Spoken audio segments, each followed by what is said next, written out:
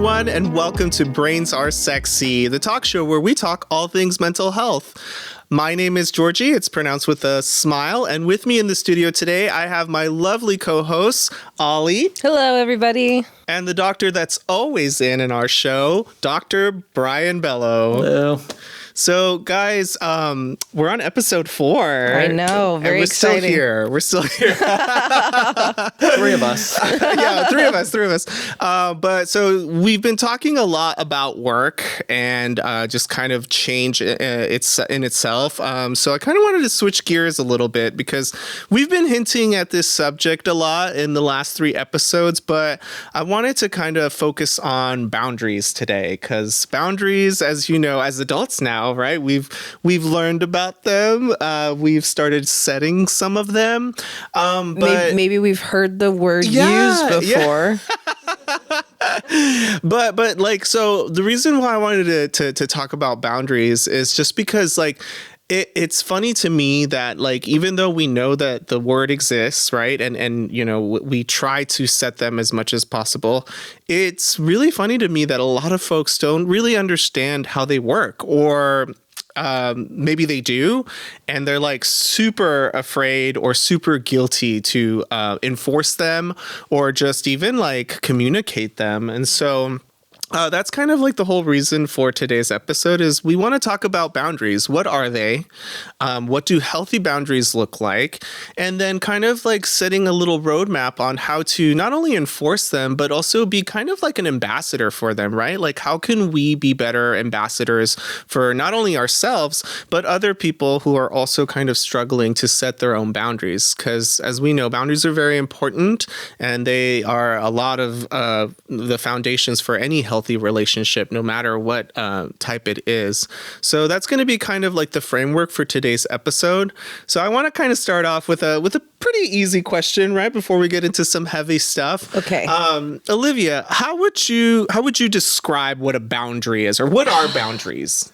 So I guess for me, the idea is I think of boundaries as sort of your rules in a relationship, right? The things that you are not willing to compromise on when it comes to your relationship with somebody, or maybe a work relationship or a friendship, something like that. You know, not just like romantic relationships, right? When I say that word relationship, I just mean in general.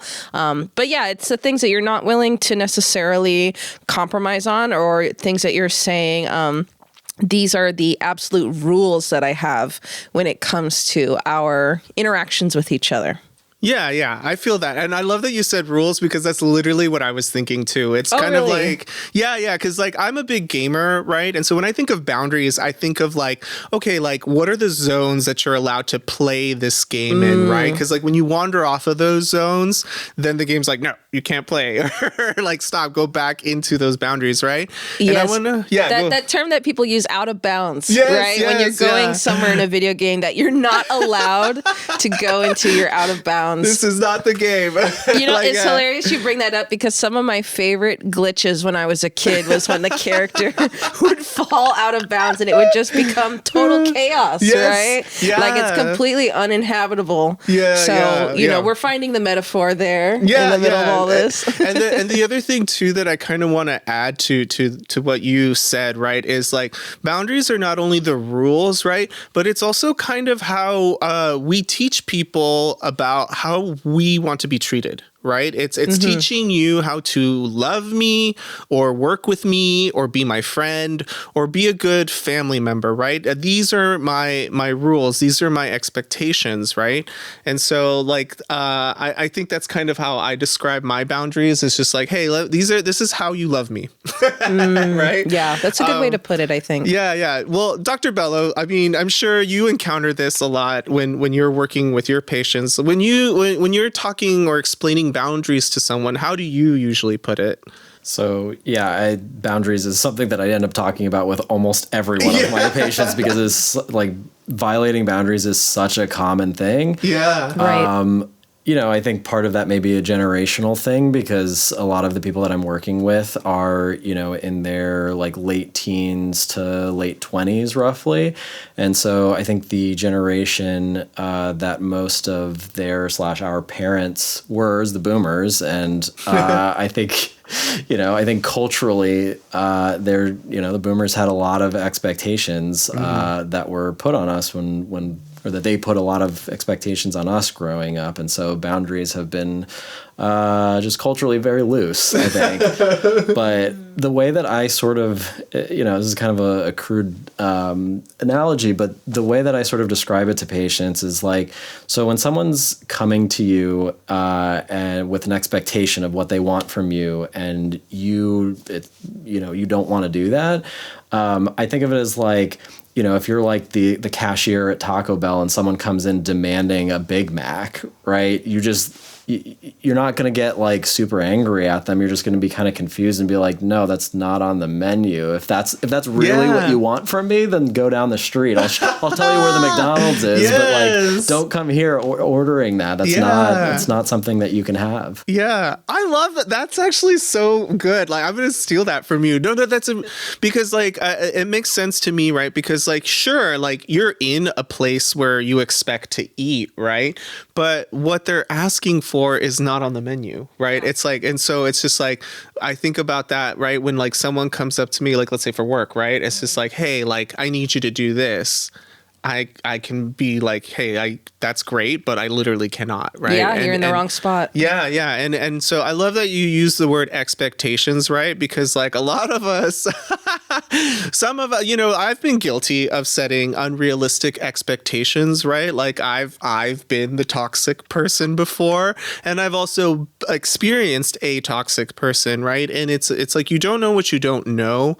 And so like, once you understand what your boundaries are, I think it becomes a little easier to empathize other people's boundaries, right? Because if they're important to you, right, like at least for me, right, then I can also be like, oh, right, like these are important to you. I don't want to, ruin that or mess that up, right? And so, so we know now what like kind of boundaries are, right? But what are healthy boundaries, right? Because like Dr. Bello, you talked about a little bit, right? Like about those expectations, right?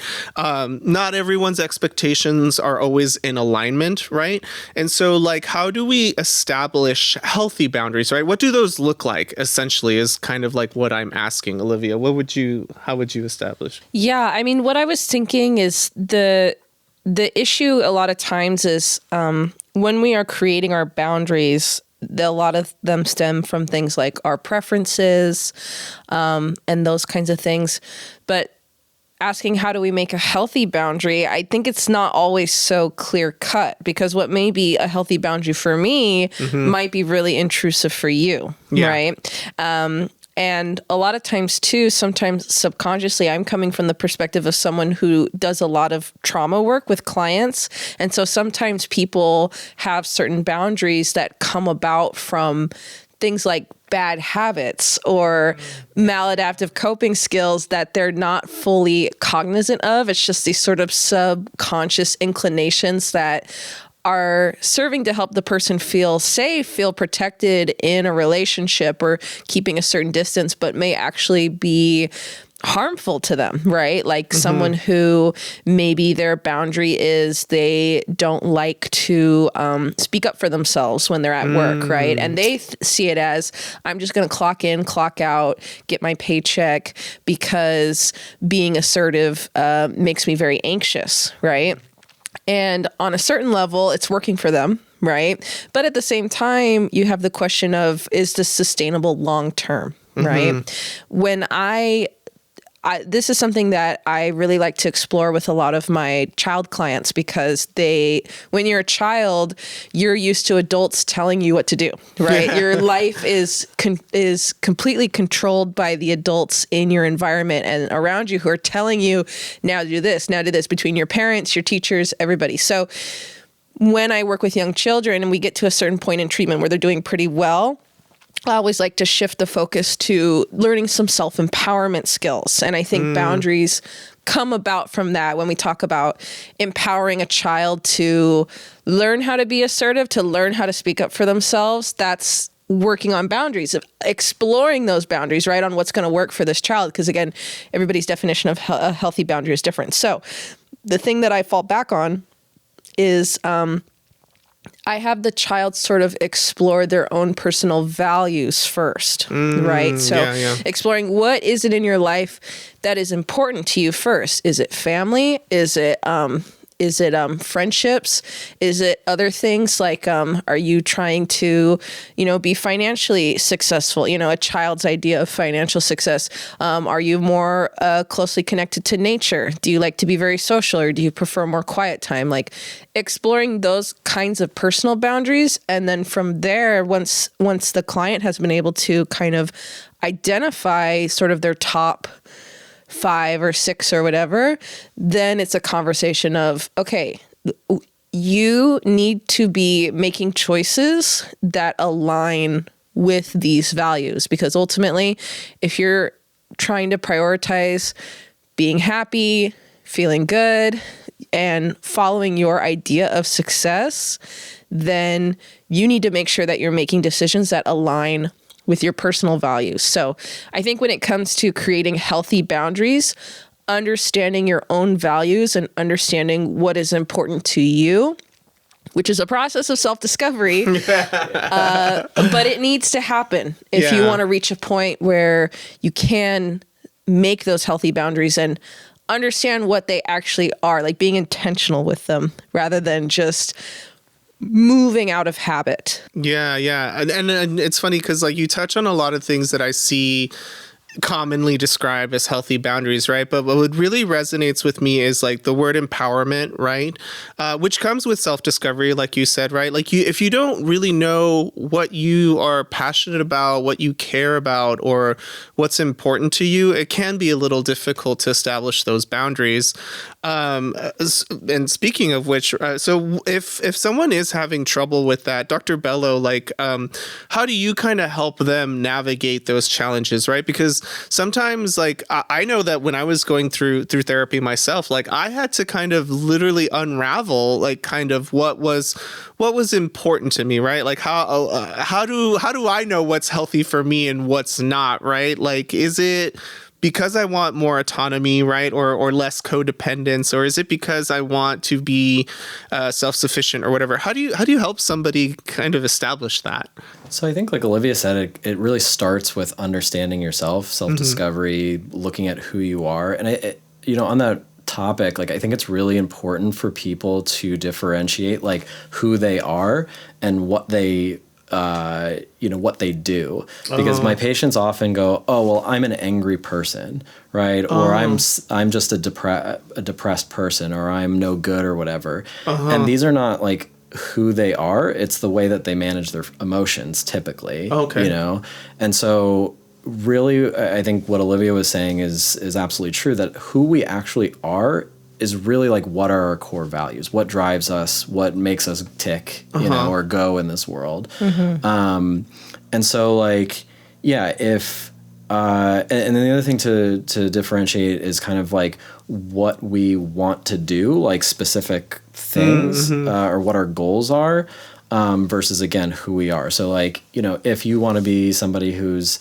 out in nature, so wanting to be out in nature is more of like a want, that's an activity, versus like, it's a value of mine to protect the planet for future generations, kind of thing. Okay. Right. Or like, or if you're somebody who likes to be outdoors because you like the exploration aspect. So being a curious person would be more of like who you are, versus like how you express that curiosity, is by being outside, traveling, etc. So it starts with that. And then, typically, most of my patients, they're bound, because, there's boundaries with yourself and boundaries with other people. Most often people are coming to me because of problems with boundaries with other people. So, so from there, usually, typically I don't have to ask. I usually just listen because they're usually giving me the answer to this question. But it's like, all right, describe to me, if they're not giving it to me straight away, I'll ask like, okay, describe to me like a couple examples of situations or like interactions with another person where you didn't feel very good, where you felt uncomfortable, sad, angry, nervous, whatever. And then from there, I'll usually pick up on like, okay, there's a clear pattern of every time, somebody says this kind of thing to you, that it makes you really angry. So, but you're either blowing up and, expressing that anger in like an overly dramatic way to where people don't take you seriously, or you're flipping it on yourself and going, oh, well, I don't deserve to like have that boundary, or this person's needs are more important than mine. So, I'm just going to take it even though it doesn't feel good to me. Right. And so then that's where I'll point that out to them. And then we have the whole side conversation about, emotions are basically our compass through life. So, if we're angry, typically that's because somebody there's a threat in our environment, right? Because anger is like the fight part of the fight or flight response. Yeah. Anxiety or fear is the flight version. Right. Which is why when you're anxious or nervous, your impulse is to avoid, run away. Right? Versus anger, it's to do something outward to defend yourself typically. Right. So, so I'll point that out to them and go, okay, look, anger is actually not a bad thing. A lot of people think, it's like, particularly women are not allowed to be angry, right? So it's helping them understand that the anger is there, whether you like it or not, it's there and it's uncomfortable because it probably is telling you to go fight the person across from you, right? Or yell at them or do something, whatever. But you recognize it and then you go, okay, well, what is this person doing that is like, that I'm perceiving as a threat? Are they insulting me, or am I in a romantic relationship where my partner is like pressuring me to do sexual things that I don't want to do? And so rather than going, oh, okay, well, they want this or they need this from me, otherwise they're going to leave me, right? So abandonment stuff is often tied in there for anger. I'm just going to take it and not, and feel really sad or guilty or gross or whatever afterwards. Instead, it's you like channeling that anger and expressing it in a balanced sort of productive way. So it's, hey, no, we're not doing that. Again, it's not on the menu, right? And if the partner continues to push, then you have to. Your emotions are telling you what you need, which is this person to not be in my life anymore. And you take them out of the restaurant, or break up with them. Right? If it's from a romantic partner. That emotional reaction that people have is the gut feeling that everyone talks about, right? It's just hard because, as you're talking, it's really clear that so much of having good boundaries comes from this process of doing a lot of work in regards to self-reflection and tapping into the uncomfortable emotions that you have as well, right? And this is the thing that I tell a lot of the kids is like, yeah, anger is natural, but it doesn't feel good, I mean, there's biological reasons why those emotions feel bad, right? These emotions. Survival. It's survival. Exactly. It's safety stuff, right? Like you said, your instinct is you want to hit the person across from you because you're feeling threatened in some way. And so that's the problem sometimes when you are challenging someone, especially in a therapeutic space, to do that self-reflection is inevitably you're going to hit moments where you're bringing up those uncomfortable feelings, even just as someone is sitting on the couch. Like there's nothing even happening in the direct environment where they are being threatened. But it's all in the mind. And a lot of people, they don't want to do it because it sucks, right? It's really uncomfortable. Well, it's like it's unraveling things, right? Because you think of like the knot situation, right? I hate untying knots, right? But that's essentially what you're doing with yourself, right? Is you're untying all the knots that have accumulated through your development, right? And so like that journey of self-discovery, right?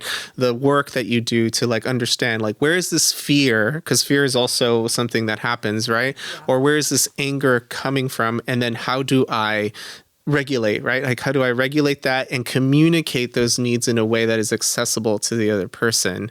Yeah, I mean, the most common question that I get from therapy patients is like, why would I want to sit here and talk about those things and feel those things? Like, why wouldn't I just want to feel better? It's like, because the emotions are there again, whether you want them or not. So it's more productive to face them, know them, understand them, and figure out how you can actually use them to move yourself forward instead of them just popping up and surprising you. And then, because like often I'll ask, well, like, clearly the way you have been managing your emotions hasn't been serving you very well up to this point. So how about we try something different and actually like figure out how we can take those and transform them into something that gets you to a happier place. Yeah. And the idea with talk therapy is that it's essentially low-level exposure therapy, right? And exposure therapy, is this idea that you expose yourself to the things that make you feel anxious or scared or whatever else. So as you are working through these uncomfortable feelings, as you're examining maybe unhealthy boundaries, or as you're talking about situations in the past where you might feel guilty or embarrassed or ashamed about how you handled the situation, it's kind of bringing back these uncomfortable feelings, and you're exposing yourself to feeling that way in a setting where you are safe and you can do that at your own pace. So that's part of it essentially, is everybody who goes through therapy is essentially doing that level of exposure therapy. Yeah. Well, that's why they use that word containment, or like hold, our job is to hold space for people because it's uncomfortable for them to carry those emotions around. So we're sort of like, holding their hand and like, going, you're like okay, that coach. here, I got this. Yeah, you're a coach. I like, as you guys were talking about it, my mind went to like workouts and gyms, right? Like going to do the therapy, you're essentially working your brain out, right? Because just like rejection, just like, all of those exposures, right? It hurts less, or it becomes less difficult the more you work out, the more you are exposed to it, Exactly. right? And so like, we're doing mental gymnastics, but the good kind. And to use the gym analogy, it's the same idea where you need to go at a pace that works well for you. Yes. Like if you hit the gym and you immediately try lifting 100 pounds when you've never lifted weights before, you're probably going to injure yourself. And mental health work is the same way, where if you go in too hard all at once, you might really bring up too much all at once. Pull a muscle. Pull a mental muscle and overwhelm yourself. And then you get people who never come back. Yeah. Right? Well, and it's interesting because, like, we in psychodynamic terms refer to like resistance and, kind of put it on the patient as like, oh, well, they're just not ready kind of thing. And I mean, whether it's conscious or unconscious, them avoiding certain topics is kind of setting that boundary with us of like, I'm not ready to go there yet. And, we obviously probe and see, kind of poke the sore spot a little bit and see what they are ready for. But we have to be like super mindful of like not pushing too hard, because it can be damaging once they leave the room if you just like tear them open and then go, okay, well, that's an hour, goodbye. Get out of here. Have fun dealing with it. Like, it's pacing of a therapy appointment is so important, because you have to like make sure to like put the Band-Aid on before you send them off. Oh yeah. And I've definitely had humbling experiences in my practice where I have had my clients assert those boundaries at me, right? Where I was doing my job of probing and I pushed a little too hard in the moment for what the person, I thought on my end, I think they're ready for this challenge. I'm going to say this or do this thing to see what the reaction is. And the person sitting across from me is like, nope, that's too much, not today. And they communicate it to me. And, I can see, as someone who does this professionally, like, okay, I recognize that I was doing my job of pushing, but in the moment it was too much for them. And also say, I'm glad that they asserted a boundary with me. Like, I had a teenage client who got very upset and basically told me to stop interrupting them. Right. Ooh. And from my perspective, I thought I'm helping them organize their thoughts. Right. I kept summarizing what I was hearing them say. But for them, it was like, I'm trying to think of what to say and you keep interrupting me. And they told me that. And again, a humbling moment for me where I just, held myself back and stayed a little more quiet for the rest of the session. But then moving forward, I thought I was so glad that that client felt comfortable enough to express that boundary to me, because it shows that they trust me enough to honor that boundary too, right? Which is something else about boundaries, is you also have to be at a place where you can understand and respect other people's boundaries too, just as much as you are able to assert them yourself. Yeah, you gotta dish it and take it. Yep. Well, your original question was, what do I do to help people do that? Yeah. I mean, something I do on typically the first session when I know that somebody is specifically going to be a therapy client and not like a med management client, is that I'll tell them, like, look, at some point over the course of therapy, there may be times where you get angry at me. It is so important that you, in the moment as it's happening, that you tell me that. And just know that, because, usually at that point I've done the intake, I know what their kind of relationship patterns are. I'll tell them, like, I know that your parents, your prior partners, whatever, anytime you tried to give them any sort of criticism, they didn't receive it and they punished you further. That will never be the case in here.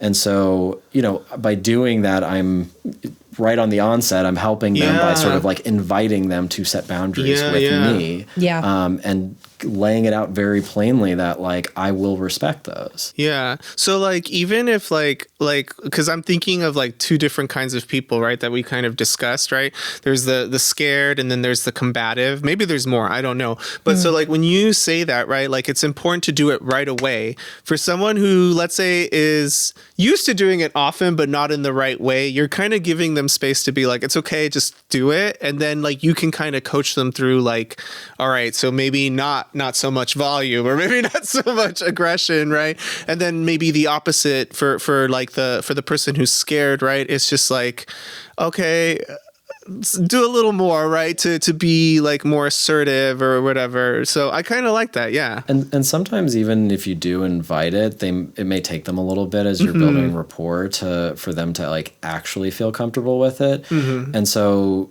our job is to like be super attuned to like little like micro emotions that will come up. So I got really good at this during the pandemic, because all I had to work with was this, right? But you can see, if you're really paying attention, there will be moments where like all of a sudden you'll just get like a quick flash of sadness.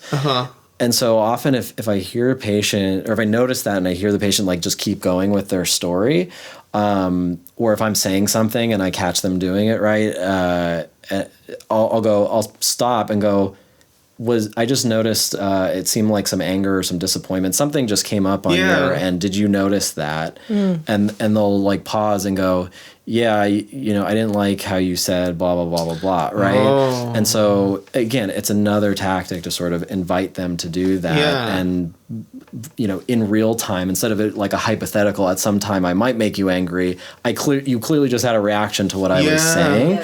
And so I'm pausing and going, that's not to be ignored. Like, I'm here to listen. Please tell me what I just did so that I can respect that boundary. So it sounds, go ahead. I was going to say, I have a great story experience with that, where as you were talking about noticing those quick flashes of emotions, I had a client once who, for most of the session, was sitting back on the couch, very relaxed, and kind of what I'm doing now. Their head was a little back with their chin turned up as they're talking to me and looking at me, right? Because they're feeling very relaxed and their body is physically very open. And then I was saying something that I was really challenging them in the moment, because I wanted this reflective moment where everything kind of came together, and their body shifted and their gaze shifted at me ever so slightly, where they just kind of tilted their head a little bit forward, and they were they were gazing at me just a little bit more intently, right? And then the next thing that they said to me was they were very upset at me for essentially triggering them in that moment, right? So I realized, looking back, was like, wow, I could literally see the body cues of kind of getting more combative, and their gaze kind of, this is the extreme example where they're leaning forward in combative moment, but in the in the moment, it was just the slight tilt forward of the head and the slight more focused gaze at me that signaled that that anger was coming inside of them. And again, these kinds of moments are important in the therapeutic process because it is the client and you really pushing the limits of the boundaries that you have, right? And moments where the client realizes, hey, this boundary is working for me and I'm going to express that, or wow, what I thought was working for me before is not working anymore. And we need to either take a step back and maybe do a little bit more reparative work, a little bit more work with building up those regulatory skills before we jump back into opening up Pandora's box. Or it's like, I've even had clients say, hey, I want you to push harder. I want you to be more direct with me, right? It sounds like there's like a dance almost, like it's always in flux, right? Like even as professionals, right? Like you guys experience a little bit of humility, right? Because like nobody's perfect, right? And so what I'm hearing from all of this is like boundaries obviously require a lot of communication and checking in, right? Like we could be all knowing and wise and whatever, right? But it really is kind of like a two-way street, right? Like we always have to kind of check in with that. And then the other thing that I'm hearing too, it's about empowering, right? It's about giving people the space to communicate their needs and feelings and increase that autonomy and self-respect, right? I want to get a little messy because we've been talking, you mentioned something about, folks talking about their boundaries with other people, right? And so I kind of want to talk about how we do this dance in different settings, right? And so, we talked a lot about work, right? And identity and separating the two between ourselves, right? And so I want to talk about workplace boundaries, right? Because that's where I feel like, you're smiling, that's where I feel like, a lot of folks I see struggle with this.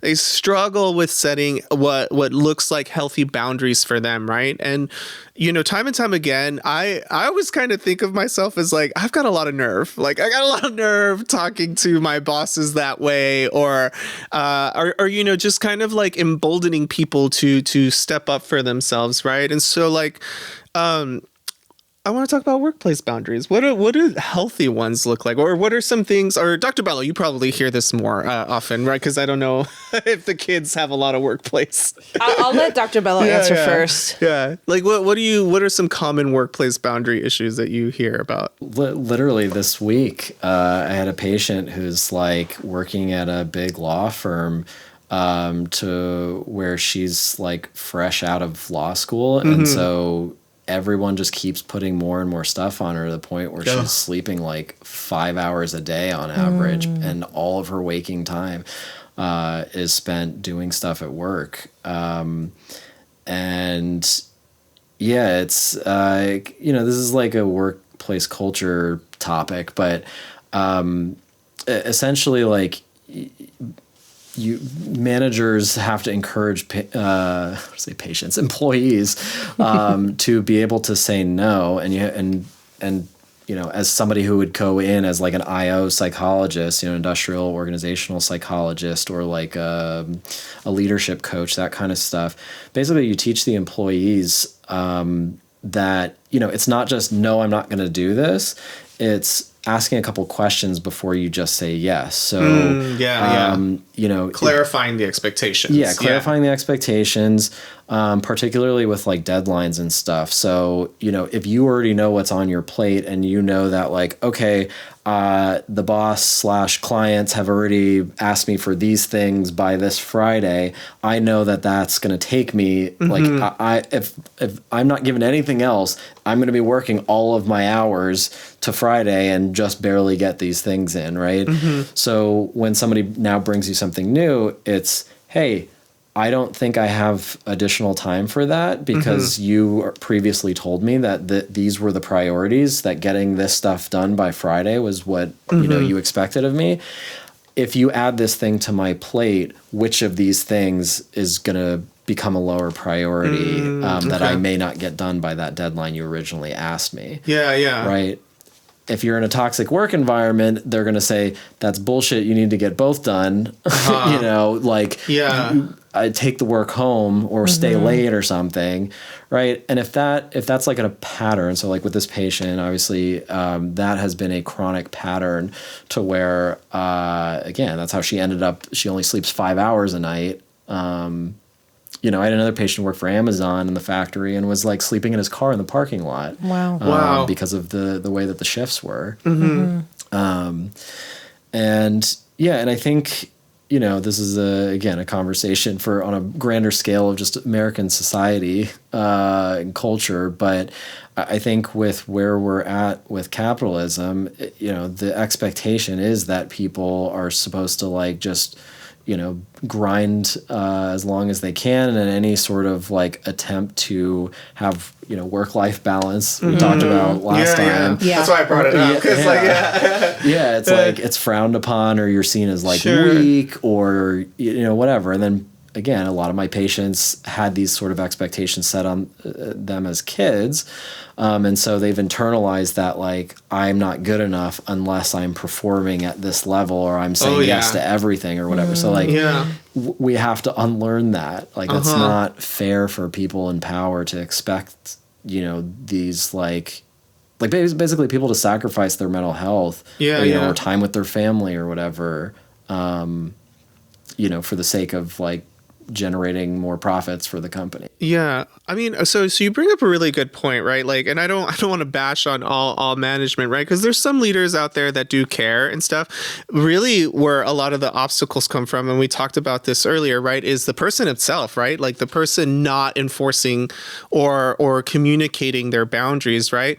I can't tell you how many people I've talked to where they're like, I'm too scared to say what I need, or you know, if they talk to me a certain way, I'm gonna blow up in their face, right? And so like, what do you do for people like that? Like how do you kind of help them? Like, hey, it's okay to have boundaries, right? Because like, I can't tell you, like, every time when I tell them, I'm like, go do it, see what happens, and it ends up like the boss is like, no, I don't care, like, I don't need you to do all that, just do this thing, and then it's like, oh my god, like, I didn't, like, how do you help them get over that obstacle? Well, I mean, the problem is that like boundaries are parts of relationships, and relationships are a two-way street. You know, as much as you could be doing everything correctly when it comes to setting your own boundaries and communicating those boundaries, but if the other person is not receiving them or respecting them, then you are unhappy no matter what. And as Brian was talking about work-life balance and everything, I was thinking about how when you come into a job, there is a certain amount of expectations that are communicated to you, right? In the interview process. That's And so, you know, I think when for certain jobs, there is an expectation of, you need to be committing all of your time to this, or you need to be ready to commit all your time to this. And if that is not a good boundary for you, then it comes back. Are you able to accept that boundary and tolerate it and follow it? And if you're not, then it's not going to work for you. And then same back when you're communicating to management, like maybe you've been at a certain position for a while, you have a good relationship with your supervisors, it flows really well, and you are asserting yourself. If that manager or supervisor or whoever is not respecting when you're asserting yourself, then yeah, you're going to be unhappy. There's going to be conflict, and it's not going to be a good place for you. So I think when I work with clients who is like, how do I feel comfortable asserting myself? It's helping them understand, listen, it's not your job to get the other person to respect you, right? Like, and just telling them that and preparing them for that, I think helps assuage a lot of the anxiety that they might be having about the response, in just accepting. You have to accept that certain things are going to be out of your control. And so then you're more open to, hey, this might not go my way, but I'm prepared for that. Right. I see. Okay. So like knowing what you have the power to control versus what's beyond your control. Right. I think that's some pretty sound advice. Cause like, yeah, like even if you do know what your boundaries are, right? Like, don't call me after a certain time, right? Or if you're going to tell me like 10 things are important, which ones do you need me to do first, right? Like, if they're not going to hear it, they're just not going to hear it. And so then the power is on you to like do something about it. Yeah, enforce it. Yeah. Right. So we talked a little bit about work. Let's move on into some other scenarios and settings, right? Let's talk about friends and family, right? Because some of our friends and family might not know what boundaries are or expectations, right? I remember, seeing this a lot in my family, and I'm gonna put them on blast a little bit, right? But like there was some expectations that, like, for the longest time, I didn't realize that they were unrealistic until I was older, right? But like the idea that like you trust family no matter what, right? Like it's just like this absolute rule, like no matter what, we care about them and we trust them, right? And it took a while for me to learn, like, no, you care about them when they care about you, right? And so like when we're trying to set healthy boundaries with our family members, right? Like what do those look like, right? Because we have a lot of family members that like expect things out of us, right? And so like having that conversation with your mom or your dad can get a little complicated. Olivia, you deal with a lot of youths, right? And so like, how do you help them navigate those boundaries? Well, I think it goes back to that conversation starting with talking about your values, right? Is family something it is important to you? Is your relationship with your parents or your siblings or whoever else, is that something that you value? Or is that something that is less important to you, right? Because the thing about family is it's not as easy to break away from family when things are not going well as it is from coworkers or peers or friends. And so there's less freedom to maybe set a boundary or have conflict or something else, because if you get in a big fight with a friend or a partner, then you can terminate that relationship. Dip out and move on to the next. Same with work too. I think work especially, right? Yeah. It's easy depending on the situation to move on, but with family, it's really difficult sometimes. And even if you're someone who does not value family, does not have a good relationship, the actual breaking away from family can still be very difficult and very emotional. So again, you start with looking at your values. Are these relationships important to you, right? And then again, a conversation about control. What do you have control over? And what you do have control over is, again, understand your boundaries, communicate them a certain way, make sure that you maintain them and make sure that they're being maintained. And then honestly, the thing about it's tough because sometimes the answer is just, how are we going to tolerate when your boundaries are crossed? Right. Yeah. I have an example with a client who was a little bit older. They were in their early 20s, and we were having a conversation about substance use where they lived with their parents, and their parents were very unhappy about the substance use, and it became a big fight. And they were venting that to me. And I kind of was like, if you're not in a position where you can get away from your parents and you still want to use, then I think the solution here is we just need to be ready. How are you going to prepare for those moments where your parents are unhappy about this? Because from my mind, I couldn't see an alternative. It was either you stop the substance use or you move out, which was not possible at that moment in time. So then the other option is you need to learn to tolerate your parents being upset with you. And again, this is a conversation of values, right?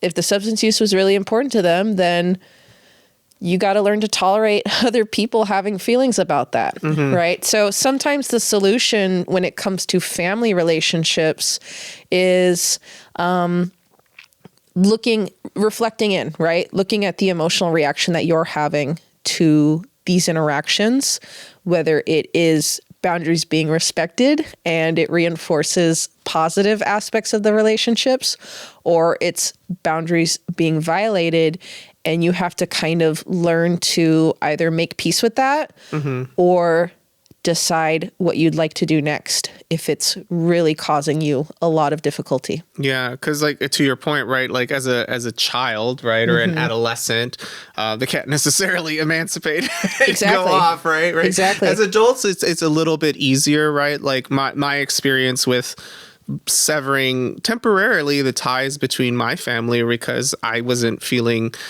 fulfilled. I felt abused and taken advantage of.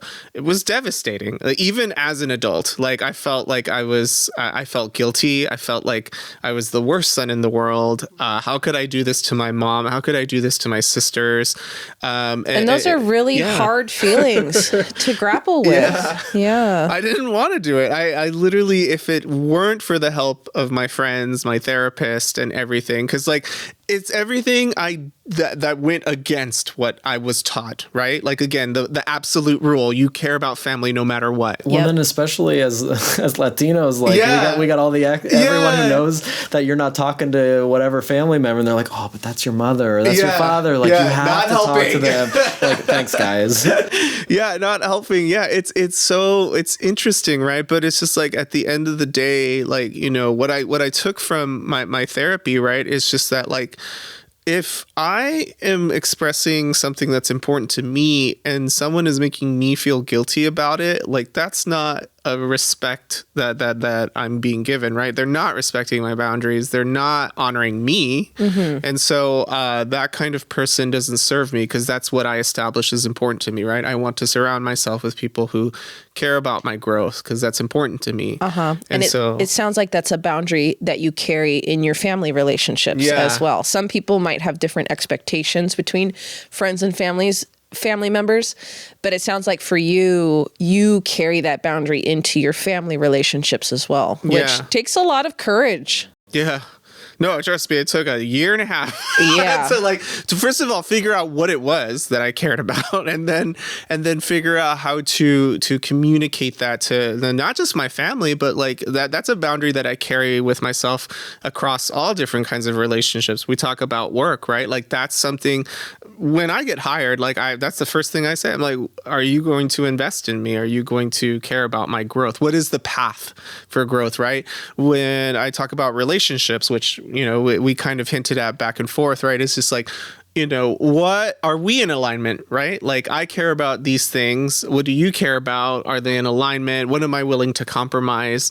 And so like, you know, essentially what I establish is like, you know, while I do want to share things with you, I don't want to be codependent, right? I want to be my own person, but I also want to help you in any way I can to realize your dreams, right? And that's, to me, like that's like a healthy, you know, relationship and healthy boundaries, right? And so it's really interesting though, like, right, when you don't have the work put in, right, when you haven't figured out what's important to you, when you haven't figured out how to regulate fight or flight, right, like how crazy and chaotic it can all get. And even when you have all that, the checking in, the dance, right, it's just like when you step on your partner's toes, okay, go back to the stance that you're back in, and then work back. Because the thing about the therapeutic relationship and the therapeutic space is that the checking in and the communication is the setting. Like that in and of itself is the setting and the expectation that is being had in a therapeutic space. But with a romantic partner or with a family member or friend, you guys aren't doing, you know, emotional check-ins. No. Tell me how you're feeling today, you know, or some people do. It's some weird. People, yes. It's a little weird. I mean, yes, you want to get them to that point, but I feel like for the most part in the therapy space, the communication is the expectation. In our normal relationships, it may not always be the expectation. It may not always be the pattern. And that doesn't mean that those kinds of relationships are bad necessarily. But I think what you're getting at is that the conflict that can come about from boundaries being crossed or whatever else, I think a lot of that is because we're not talking to our friends the same way we talk to our therapist. Right. Yeah. And no, mostly. I think too, especially with like the younger generations, like, I mean, I'm guilty of it too, right? Like I vibe a lot. Like I'm always like, maybe because I'm an emotionally sensitive person too, right? But like you talked about like how you notice like subtle changes in posture, right? Like I'm picking up on that. I'm picking up on tone. I'm picking up on actions and stuff like that. And so like if the vibes are off, like my little brain is just like, yo, what's up? But again, like I said, I have nerve. Like I have a lot of nerve. Like I will call it out because again, of all the experiences that I went through, right? And because of the help that therapy has taught me, like this is just my way of pointing out something that doesn't feel right. And so it's just like I realize that I'm the exception, not the rule. And so it's interesting to me, like how people communicate that and whether or not they even choose to, right? Because like I said, like there's a lot of people in my life where I see them and I'm like, why didn't you say something at that point, right? Or hey, like you looked visibly uncomfortable. Like you just take that, like that's crazy, right? Because they're not in that situation like of the kid where they have to tolerate it, right? It's like, hey, but what were you gonna say? I was just gonna say, and for some people, being asked a direct question like that is crossing their boundary, and they're not gonna want to answer. Yeah. I thought of something interesting too, which is how I think it's interesting to live in a day and age with social media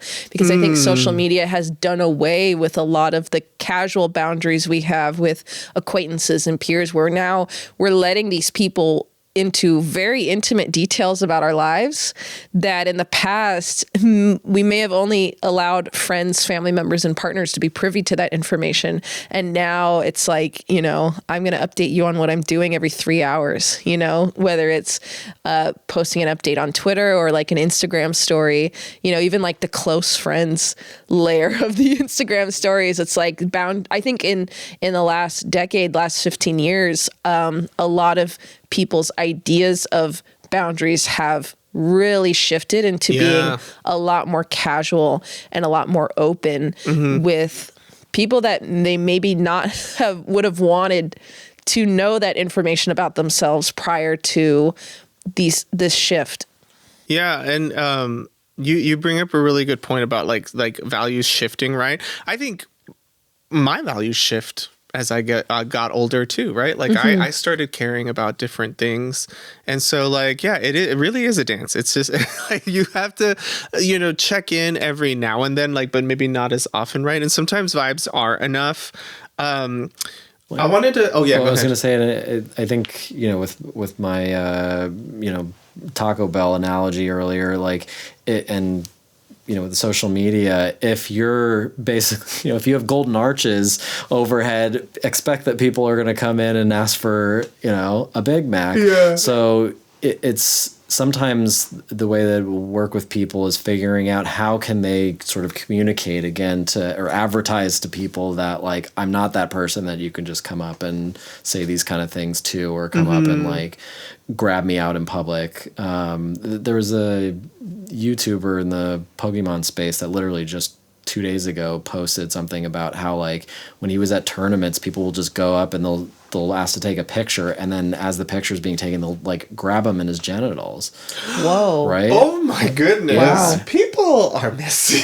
Yeah, they're so messy. Oh my god! People making like very sexual fan art of him, and he's like, he's just like, I'm just a person. He's like, I'm very privileged to be where I am, but I think I'm going to stop going to tournaments because he's like, that's so awful. There's a big conversation to be had with things like the influencer space and how social media rockets a lot of people to stardom, very average people who maybe are not ready to be in what I would consider a celebrity role, right? Even if you're just like us? But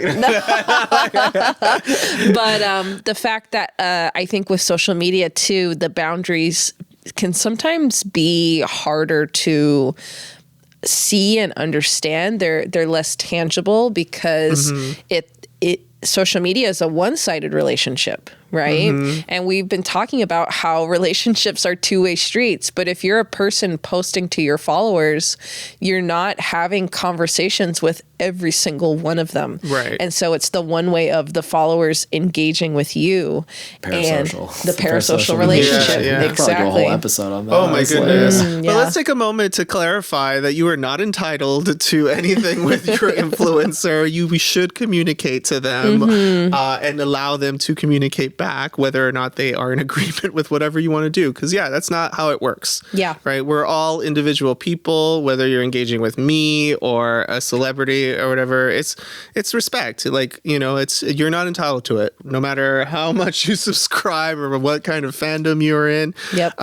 They're a human being just like you, and it's all about respect. And boundaries can change, right? So we're talking, before we got over here, we were talking about the family stuff. So like family may have, may have been more permissive because you haven't done therapy yet, and they're just whatever. And now you're out there trying to assert more boundaries with your romantic partner, your family, whatever.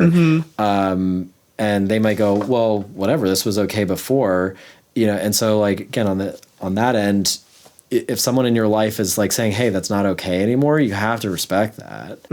Yeah. Exactly. Yeah. Because like consent is like operates in a similar fashion, right? It's just like, hey, like I reserve the right to change my mind, just like you reserve the right to continue being around me or whatever, right? It's just like that's what communication does. It gives people information to make decisions, informed decisions, right? And so consent is basically the yes to boundaries, no. Yes, like they're the two heads of the same coin. Yes. Yeah. So we're getting ready to wrap things up here. What are some takeaways that if after yapping for almost an hour here, what are some takeaways that you think the audience should know about today's conversation? Olivia, let's start with you. Yeah, I think really it at the heart of all this is understanding that sometimes boundaries can be really, really hard to set.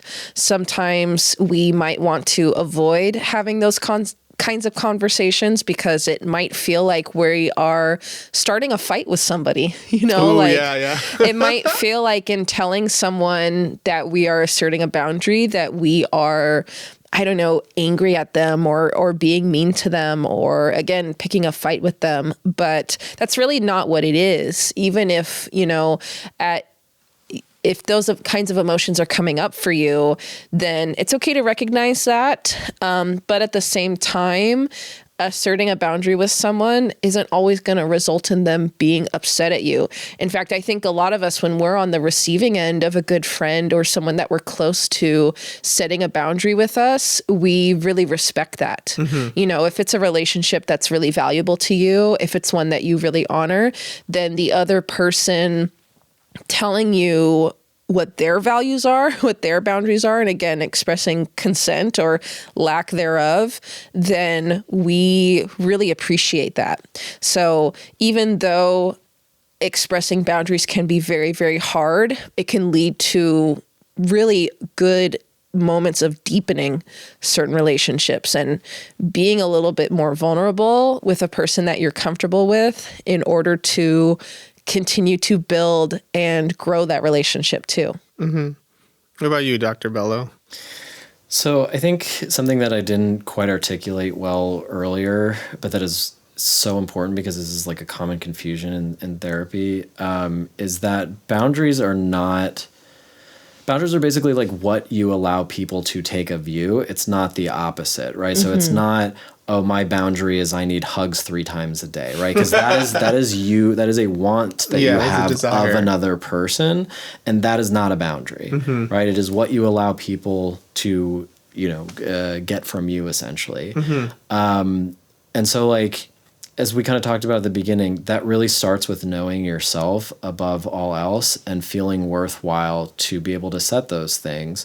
And then, like Olivia was just saying, like ultimately making the hard decision of whenever possible, cutting people who, you've done the work, you've communicated to them, and there's a clear pattern of them just not respecting that. Because if somebody treats you like that, they don't value you, and that's a them problem, not a you problem, right? Nobody deserves more of you than you're willing to give. And so there can be growing pains with establishing new social circles, or cutting ties with family, or keeping family at a distance, or whatever.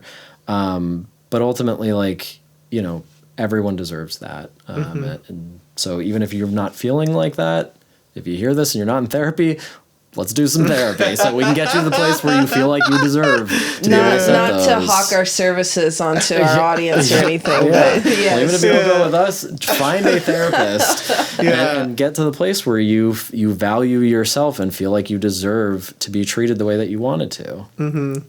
Yeah, well, what I got from everything that you guys said is that like boundaries are scary, but it's normal. It's very normal to feel scared. It's very normal to feel angry.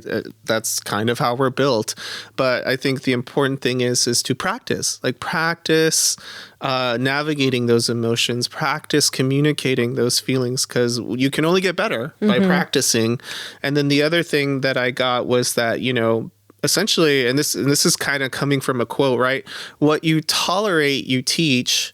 What you ignore, you approve, right? And so it's just like, yeah, like, right? It's just kind of like, what are you willing to tolerate? Because that's essentially what you're teaching the people that are engaging with you, right?